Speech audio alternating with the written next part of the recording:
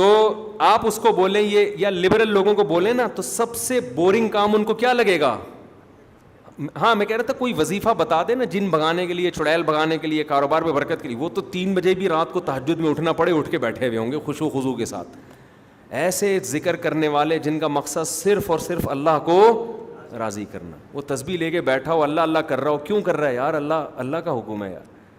اللہ کہتا ہے ساری دنیا کی تعریف کرتی ہے، مجھے لوگ بھول گئے ہیں، میری تعریف کرنے والا کوئی نہیں. اور اللہ یہ بھی بتاتا ہے کہ مجھے تمہاری تعریف کی بالکل بھی ضرورت نہیں ہے، میں تمہاری زبان سے اپنی تعریف تمہارے فائدے کے لیے کرواتا ہوں، مجھے بالکل ضرورت نہیں ہے.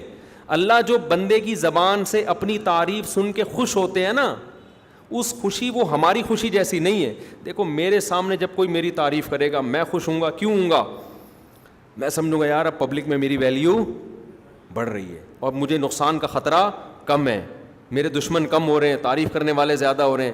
اللہ جب اپنی تعریف سن کے خوش ہوتا ہے نا، وہ اس لیے خوش ہوتا ہے کہ میرے بندوں میں نیکی کا رجحان بڑھ رہا ہے، یہ اپنے پیدا کرنے والے کو پہچانتے ہیں، یہ شیطان کے منہ میں خاک ڈال رہے ہیں. کیونکہ اللہ بھی چاہتا ہے کہ بندے جہنم سے بچے کہاں جائیں؟ جنت میں. لیکن اس کے لیے اللہ نے ایک پروسیس رکھا ہے. چاہت اللہ کی یہی ہے کہ سارے جنت میں چلے جائیں، قانون یہ ہے کہ جو اس پروسیس سے گزر کے آئے گا اس کو بھیجوں گا. تو اس لیے اللہ پھر خوش ہوتا ہے کہ چلو یہ جنت، کیونکہ اللہ کو مخلوق سے محبت ہے نا، تو اللہ چاہتے ہیں اچھے کام کریں تاکہ میں ان کو بخشوں اور ان کے عمل سے ان کو کئی گنا زیادہ دوں میں.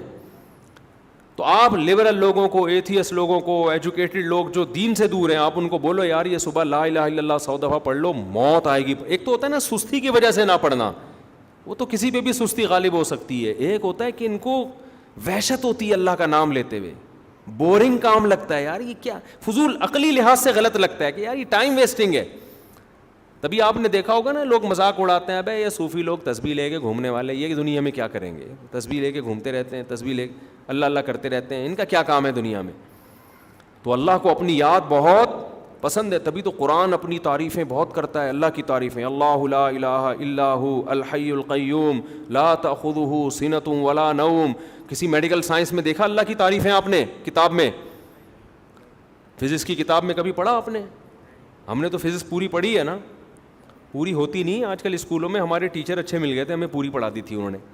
A to Z کہیں بھی اللہ کا نام نہیں ہے. میڈیکل سائنس کی کتاب میں بنی ہوئی چیزوں کا تذکرہ ہے، بنانے والے کے ذکر سے خالی. تو چونکہ اللہ کو پتا تھا یہ ہر چیز یاد رکھیں گے، بنانے والے کو بھول جائیں گے، اس لیے اللہ نے اس کلمے کی فضیلت بڑھا دی.